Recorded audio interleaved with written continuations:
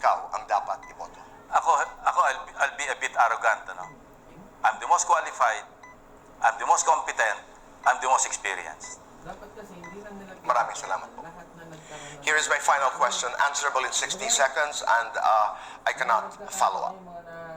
March 19, 2018, President Duterte withdrew the Philippines from the Rome Statute.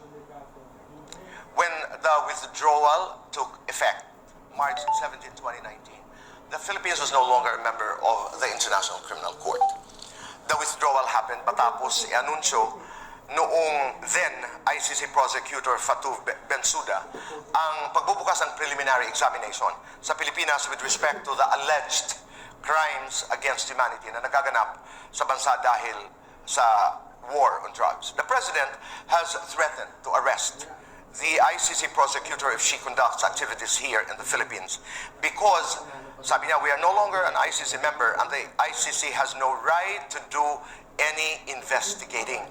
On November 10, 2021, the Philippine government requested a deferral of the ICC's request for examination under the principle of complementarity, claiming that the country had begun its own investigations.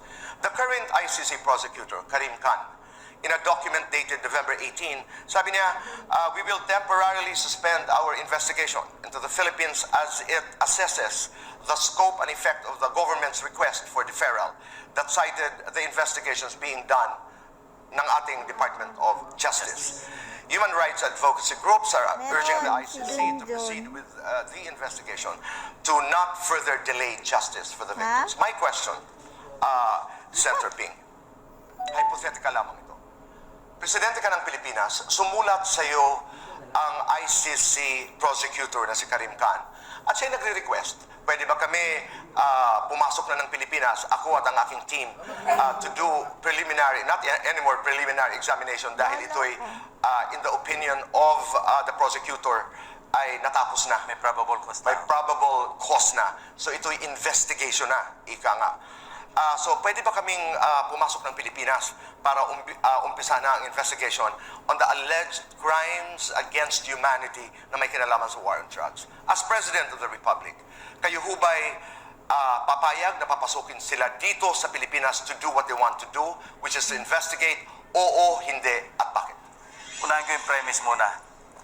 Yung ICC is a court of the powerless. Who wouldn't want that? So, alam mo na yung sagot ko, boy. Papayag ako.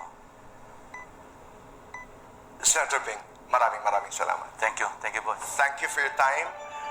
Thank you for being here. Like Turkey, you say you need to have a college, you need to have Higher a college education. degree. Then, are you sure that every single citizen has access to a college education? If that's so, baka pwede yun. But we cannot guarantee that. You are, again, as I said, excluding immediately with no reason except their educational attainment a large part of the population. Malay mo, yung isa dun genius na napakagaling na aayusin lahat ng... That one and many other requirements. Ang dami nilang mga requirements.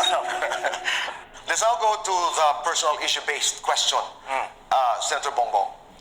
According to Amnesty International, during your father's presidency, from 1972 to 1981, about 72,000 were imprisoned, 34,000 were tortured, and 3,240 were killed. Tanong, itong data ba na galing sa Amnesty International, Senator Bongbong, ito ba ay pawang kasinungalingan lamang? Well, I do not know how they generated those numbers, and I haven't seen them. But let us ask Amnesty International to share that information that they have, and maybe it will help us make sure that the system works, and what alleged abuses occurred should not occur again. I think that's the only way that we can remedy that situation. Now it's time to do our political fast talk. Okay. We have 60 seconds to do this. Senator Bongbong, bakit hindi dapat iboto si VP Leni Robredo? Are you going to ask me this of each of the presidential candidates? Well, I'm very hesitant to answer that because I do not believe and I do not indulge in negative campaigning. Okay. But I will go this far, and I will say that I believe that none of the other candidates have yet come to the conclusion that unity, ang pagkakaisa ang ating pangangailangan. At doon magsisimula ang ating pagbalik na dito sa krisis ng pandemya. So that's your answer to Mayor Isko, Senator To all Lacson? of them. I To said all of them. because they And Senator Pacquiao? and because of they have not seen that unity is a critical part, then they have not been able to come up with a specific program, a detailed program for what we will do in the next years to recover from Bakit pandemic. ikaw ang dapat iboto? Yeah, it's a converse of that because my message is about unity. And Narito na po tayo sa ating final question, answerable in 60 seconds, and I don't get to follow up. Okay. And the question is, March 19 of 2018, President Duterte withdrew the Philippines from the Rome Statute. When the withdrawal took effect on March 17, 2019, ang Pilipinas was no longer a member of the International Criminal Court, ICC.